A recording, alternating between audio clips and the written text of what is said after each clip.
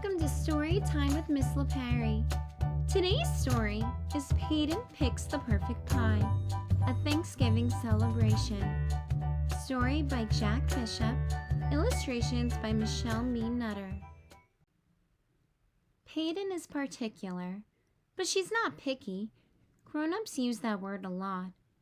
Picky, picky, picky. It's never a good thing. And it's not fair. Peyton likes dogs and cats, scooters and bikes, pools and beaches. She's not picky. Peyton likes to try new things.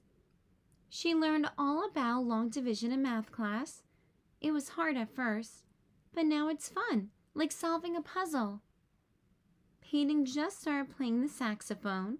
She remembers to practice every day and enjoys it, as long as her dog Mila doesn't howl. And Peyton loves sports. Every sport. Peyton even likes dodgeball.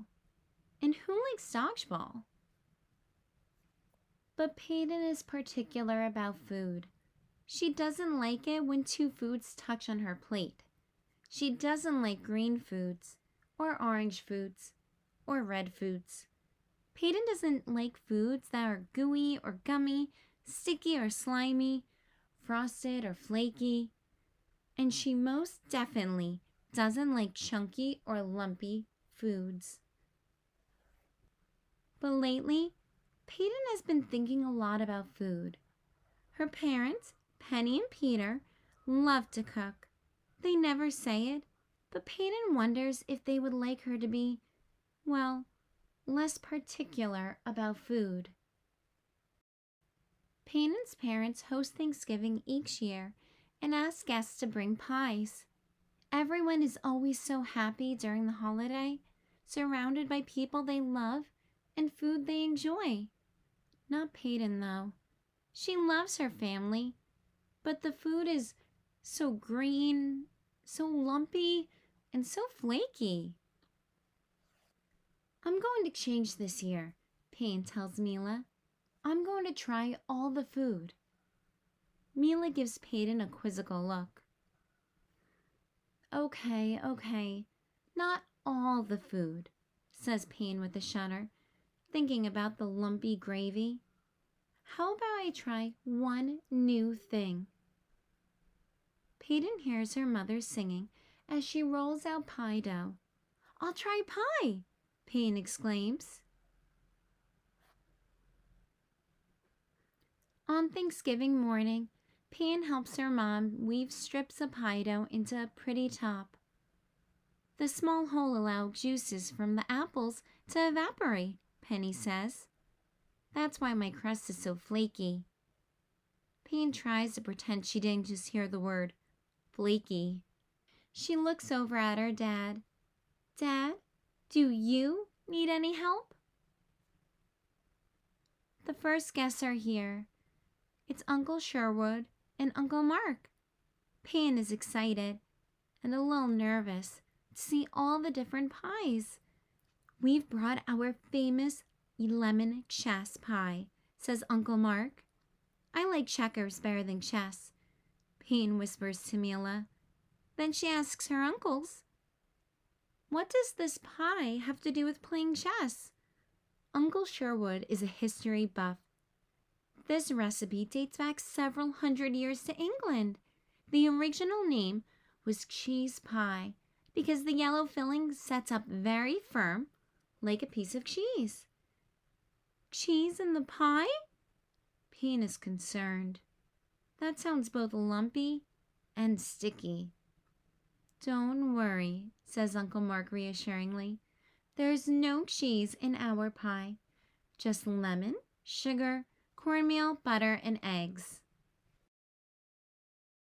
When the next guest arrives, Peyton is in the kitchen.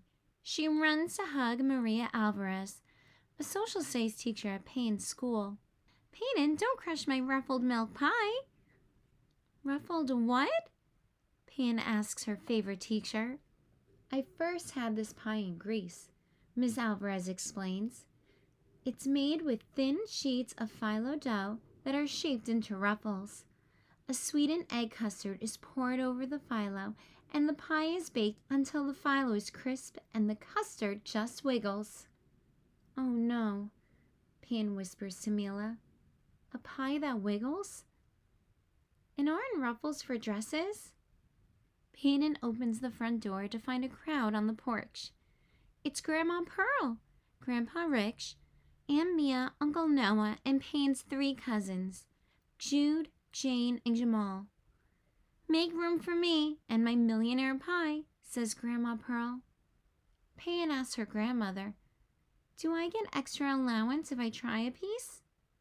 "Don't be silly, Peyton, but this pie does taste like $1,000,000. "Don't tell your parents," she adds, "but I bought my pie at the bakery for $10. What a deal!" There's a knock at the back door. Peyton and Mila run to greet the next-door neighbors. "Bonjour, Peyton," says Mrs. Macaron. "Please take my plum galette." "Galette?" asks Peyton.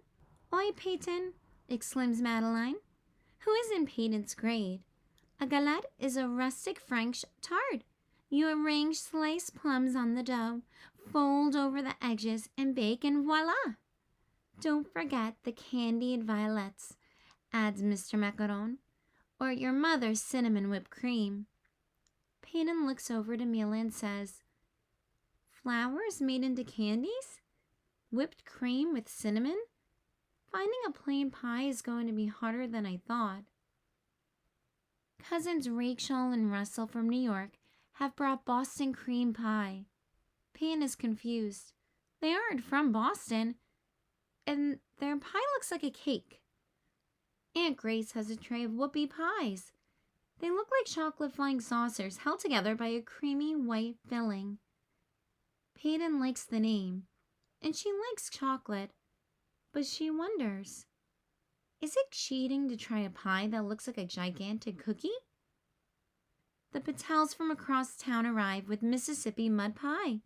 Peyton can finally spell Mississippi correctly, but mud doesn't sound good. Peyton hears a honk on the street. It's the Lees and their twin baby girls. They have brought 2 pies, pumpkin pecan and cranberry pear. These pies sound twice as fancy and twice as scary, Peyton thinks. Peyton goes back into the kitchen. Maybe her parents can offer some advice about choosing the right pie, but Peyton's parents are very busy. Peyton's dad asks her to carry some dishes to the table and then turns to Penny. "We're missing someone. Where is your sister?" Polly texted to say she's running late. An ice storm in Denver meant her plane was diverted to Dallas. Polly said to start without her. At the table, Peyton takes 2 slices of turkey, white meat, of course, and no skin. And no thanks to lumpy gravy, a fluffy roll sits next to, but not touching, the turkey. She adds a tidy scoop of mashed potatoes. Penny gently clinks a fork against the side of her glass, and the guests quiet down. "Peter, Peyton, and I are so grateful that you all could share this special day with us. We celebrate with food, but having you all around our table is the real treat." It's finally pie time. There are big ones and small ones, tall ones and short ones, red ones and yellow ones, and is that even a green one? Peyton has never seen so many pies, but one thing they all have in common, Peyton thinks, is that they're kind of lumpy and made a little bit sticky or flaky. "I'm not sure I can do this," Peyton confides to Mila. Just then, the doorbell rings. Aunt Polly strides into the house, holding 2 large frosty containers. "I didn't bake pie," she calls out, laughing. "I brought something even better. Ice cream." "I didn't know you could put ice cream on pie," Peyton says. "Of course you can," Polly says. "It's called pie a la mode. The truth is, pie is just okay. But add ice cream, and pie is divine." Peyton is suddenly feeling braver. She likes ice cream. particularly vanilla ice cream. Peyton takes a bite of her mom's apple pie. The pie is a little lumpy and a little flaky, but it doesn't seem as scary. Peyton takes another bite, then another. I thought I didn't like pie, but I guess I do. Sometimes, when we think we don't like something, we just have to look at it in a different way, says her wise aunt. If all else fails, just add ice cream. I like your apple pie, Mom, says Peyton. Penny looks surprised. Happy, but surprised. Peyton thinks for a moment and asks, Can I try another pie? I'm so proud of you, Peyton. Which pie do you want? Chess pie, please.